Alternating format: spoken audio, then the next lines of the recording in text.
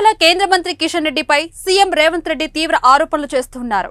రాష్ట్ర అభివృద్ధి కిషన్ రెడ్డి అడ్డుపడుతున్నారని ఆరోపణలు చేస్తూ ఉన్నారు. పీసీసీ చీఫ్ మహేష్ కుమార్ సైతం తాజాగా ఇదే పాట పడుతున్నారు. కిషన్ రెడ్డిపై కాంగ్రెస్ నేతలకు ఎందుకు అంత కోపం? కిషన్ రెడ్డి తెలంగాణ అభివృద్ధిని ఎందుకు అడ్డుకుంటారు? ప్రజలను పక్కదోవ పట్టించేందుకే ఈ డ్రామానా? ఒకరు ఆపితే అభివృద్ధి ఆగుతుందా? కిషన్ రెడ్డికి ఆ అవసరం ఉందంటారా? అసలు కిషన్ రెడ్డిపై కాంగ్రెస్ కు ఎందుకు అంత గుస్సా? Let's watch the story.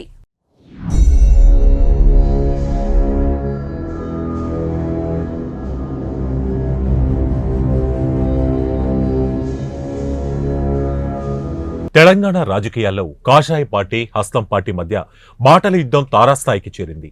ముఖ్యంగా కేంద్ర మంత్రి కిషన్ రెడ్డిపై కాంగ్రెస్ నేతలు ఫైర్ అవుతున్నారు. దీనికి ప్రతిగా కిషన్ రెడ్డి కూడా కాంగ్రెస్ నేతలపై ఫైర్ అవుతున్నారు. కేంద్ర మంత్రి కిషన్ రెడ్డి తెలంగాణ అభివృద్ధికి సైంధవుడిలా అడ్డుపడుతున్నారని సీఎం రేవంత్ తో పాటు టీపీసీసీ చీఫ్ మహేష్ కుమార్ గౌడ్ విమర్శించారు.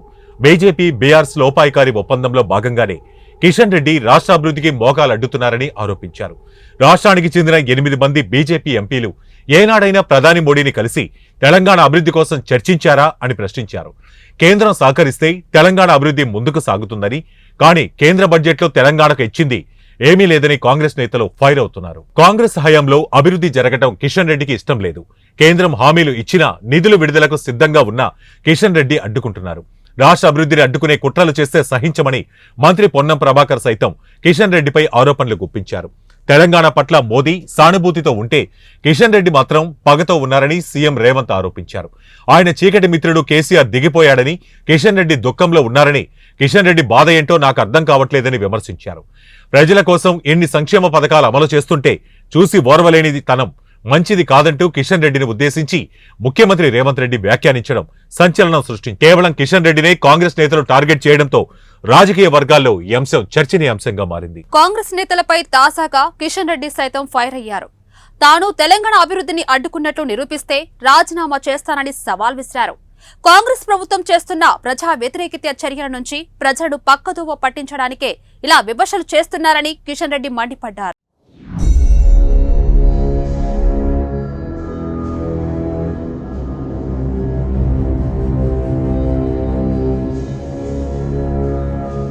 సాక్షాత్తు ముఖ్యమంత్రి అబద్దాలు మాట్లాడినంత మాత్రాన రాష్ట్రంలో కాంగ్రెస్ పై ఉన్న వ్యతిరేకత తగ్గదని కేంద్ర మంత్రి కిషన్ రెడ్డి ఆక్షేపించారు. సీఎం రేవంత్ రెడ్డి తనపై చేసిన ఆరోపణను కిషన్ రెడ్డి తీవ్రంగా ఖండించారు. ముఖ్యమంత్రి స్థాయిలో ఉన్న వ్యక్తి దిగజారుడు మాటలు మాట్లాడటం సరికాదని హితవు పలికారు.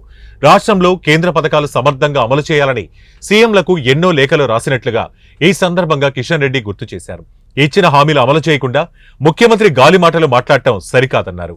హైదరాబాద్ మెట్రో విస్తరణకు రాష్ట్ర మంత్రివర్గం ఆమోదానికి 10 నెలలు పడితే 3 నెలల్లో కేంద్ర మంత్రివర్గం ఎట్లా ఆమోదిస్తుందో రేవంత్ రెడ్డి చెప్పాలని డిమాండ్ చేశారు.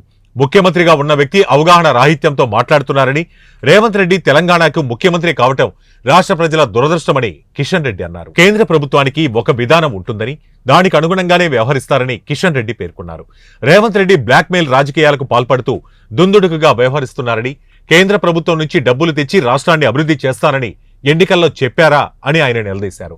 మరోవైపు ప్రధాని మోడీ పేరు చెబితే కాంగ్రెస్ అధిష్టానం మండిపడుతుంది. అలాంటి ప్రధాని నరేంద్ర మోడీపై తెలంగాణ ముఖ్యమంత్రి ప్రశంసలు కురిపించడం కొంతమంది మంత్రులకే కాకుండా కాంగ్రెస్ నేతలను షాక్కు గురిచేస్తుంది. మోదీని పొగుడుతూ కిషన్ రెడ్డిని తిట్టడంతో రేవంత్ గన్ మిస్ఫైర్ అయిందని రాజకీయ విశ్లేషకులు సైతం అంటున్నారు. అసలు కిషన్ రెడ్డి రాష్ట్రాభివృద్ధిని అడ్డుకోవాలని ఎందుకుంటుంది? కేంద్ర పథకాలు అమలు చేస్తే బీజేపీకే కదా పేరు వచ్చేది. అలాంటప్పుడు కిషన్ రెడ్డి ఎందుకు తెలంగాణ అభివృద్ధిని అడ్డుకుంటారని రాజకీయ విశ్లేషకులు చెబుతున్నారు. కిషన్ రెడ్డిపై కాంగ్రెస్ నేతలు ఎందుకు అంతలా ఫైర్ అయ్యారో సరైన సమాధానం లేదు. కేంద్ర మంత్రిగానే కాకుండా తెలంగాణ బీజేపీ అధ్యక్షుడిగా కిషన్ రెడ్డి కొనసాగుతూ ఉన్నారు.